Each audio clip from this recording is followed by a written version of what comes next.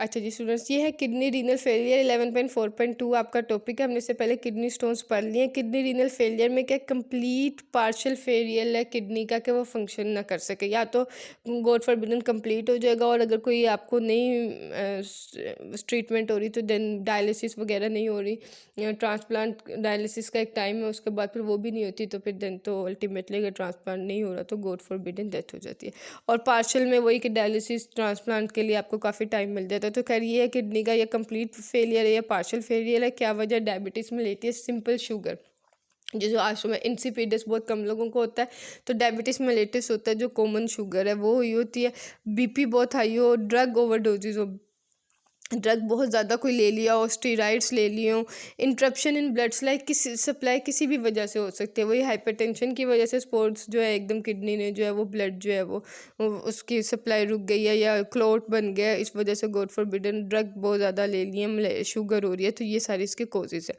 Symptoms क्या हैं? Urea waste जो है ब्लड में बहुत ज़्यादा बन रहा होता है, वोमिटिंग, दिल ख़राब हो रहा होता है, नोजिया, वेट लॉस, वेट एकदम कम हो जाता है बहुत ज़्यादा, फ्रीक्वेंट यूरिनेशन हो रही होती है, ब्लड जो है वो यूरिन में आ रहा होता है, टांगों, पाँव, फेस, इन सब की स्वेलिंग हो रही होती है, क्योंकि वो जो है यूरिन सही पास आउट नहीं हो रहा होता, और सांस लेने में दुश्वारी हो रही होती है। That is shortness of blood. Shortness of breath है, लेग्स, फेस, फीट की स्वेलिंग है, ब्लड है, ये सब चीज़ें जो इसके सिम्टम्स है। ट्रीटमेंट क्या है? टेम्प्रेरी डायलिसिस है, परमानेंट क्या है? ट्रांसप्लांट है, लेकिन ये बहुत महंगे है और हर कोई इसे अफोर्ड नहीं कर सकता, और हर कोई ये करा भी नहीं सकता। एज का भी इशू होता है, फिटनेस का भी इशू होता है। अच्छा जी, अब डायलिसिस क्या है? ब्लड की क्लीनिंग है। डायलिसिस जो टेम्प्रेरी ट्रीटमेंट है आर्टिफिशियल वेस्ट में, वो दो तरह के हैं, एक पेरिटोनियल डायलिसिस, एक हीमोडायलिसिस। पेरिटोनियल और हीमोडायलिसिस में क्या है? पेरिटोनियल डायलिसिस जो है, जो हमारे गट के करीब, मतलब मैदे के करीब जो हमारी पेट में कैविटी है ना, उसे पेरिटोनियल कैविटी कहते हैं। मैदे के करीब पेट में जो कैविटी है ना, उसे पेरिटोनियल कैविटी कहते हैं। उसकी लाइनिंग है पेरिटोनियम लाइनिंग।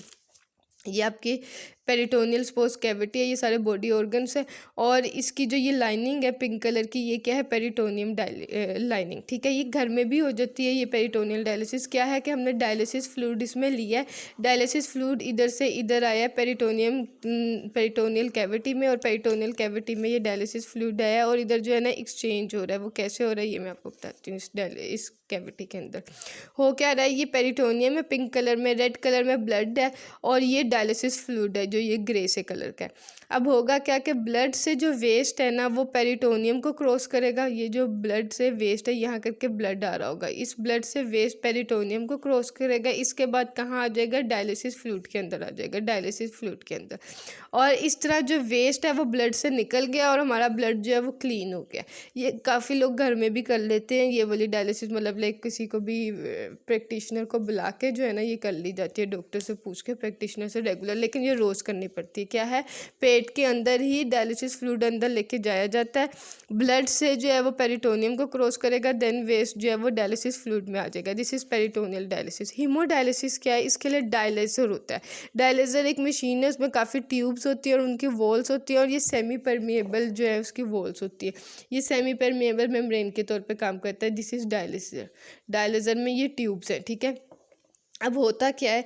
ये 3 टाइम्स वीक में करना पड़ता है, ये घर में नहीं होता, वो रेगुलर, लेकिन उसकी इतनी एफिशिएंसी नहीं है, इसकी एफिशिएंसी थोड़ी ज़्यादा है, काफ़ी दिन गुजर जाते हैं, तो वीक में 3 दिन करना पड़ता है आगे आगे जाके। ब्लड जो है वो ट्यूब्स में आ रहा होता है, डायलिसिस फ्लूइड जो है वो, क्योंकि ये इसकी वॉल्स जो है वो सेमी परमिएबल है, ब्लड को ट्यूब्स में गुजरने देती है। जो डायलिसिस फ्लूइड है वो ट्यूब्स के इर्द गिर्द होगा, ट्यूब्स के अंदर नहीं जा सकता, और वेस्ट जो है वो ब्लड से डायलिसिस फ्लूइड में चला जाएगा। वो तो वही क्लीन करने के लिए एक ही प्रोसीजर है, वेस्ट ब्लड से डायलिसिस फ्लूइड में जाएगा। अब इन ट्यूब्स में क्या है? इन ट्यूब्स में जो डायलिसिस फ्लूइड है वो इर्द गिर्द होगा, वो इन ट्यूब्स के अंदर नहीं जाएगा, और ब्लड जो है वो इन ट्यूब्स के अंदर चला जाएगा। तो ब्लड अंदर जा रहा है और जो डायलिसिस फ्लूइड है वो इर्द गिर्द है, तो होगा क्या? वही कंसंट्रेशन, सिंपल ब्लड में वेस्ट ज़्यादा है, तो ब्लड से वेस्ट कहाँ चला जाएगा? ज़्यादा था, वो कहाँ चला जाएगा? वो डायलिसिस फ्लूइड में चला जाएगा जिसमें वेस्ट कम है। High to low concentration, waste high concentration जो कि ब्लड में थी, वहाँ से लो कंसंट्रेशन जो कि डायलिसिस फ्लूइड में है वहाँ चले जाएगा। तो डायलिसिस फ्लूइड में चला जाएगा और डायलिसिस फ्लूइड जो है वो आप उसको चेंज कर दोगे, वो आप मतलब ब्लड से वेस्ट निकल गया तो हो क्या रहा है, ब्लड पंप, यहाँ से ब्लड पंप हो रहा है और ब्लड इस तरह पेशेंट के हैंड में जो है वो ईजिली जा रहा है। यहाँ से उसके हैंड से जो है वो लिया गया ब्लड उसकी आर्टरी से और यह डायलिसिस फ्लूइड में से क्रॉस करा के डायलिज़र मशीन में डायलिसिस फ्लूइड से उसका वेस्ट जो है वो सारा डायलिसिस फ्लूइड में चला गया डायलिज़र में, और जो ब्लड है वो उस क्लीन हो गया, उसका वेस्ट कहाँ चला गया है, डायलिसिस फ्लूइड में जो कि डायलाइज़र के अंदर था, और वो इन ट्यूब से क्रॉस करके कहाँ उसकी ये जो ब्लड है इसको वेन में डाल दिया जाएगा। ठीक है, तो इस तरह वेन में डाल दिया जाएगा, आर्टरी से ब्लड लिया गया और ये डायलिसिस फ्लूइड है जो कि यूज डायलिसिस फ्लूइड है। साथ साथ नया नया वेस्ट आई जा रहा है ना डायलिसिस फ्लूइड में, आप फिर नया नया डायलिसिस फ्लूइड दे जा रहे हो ताकि जो है वो ज़रा सा भी वेस्ट फ्लूइड में ना रहे और ब्लड से complete waste high to low concentration की बेसिस पे डिफ्यूजन के थ्रू ईजिली चला जाए, और जो है ये यूज डायलिसिस फ्लूइड है जिसमें वेस्ट आ गया ये निकाली जाएंगे।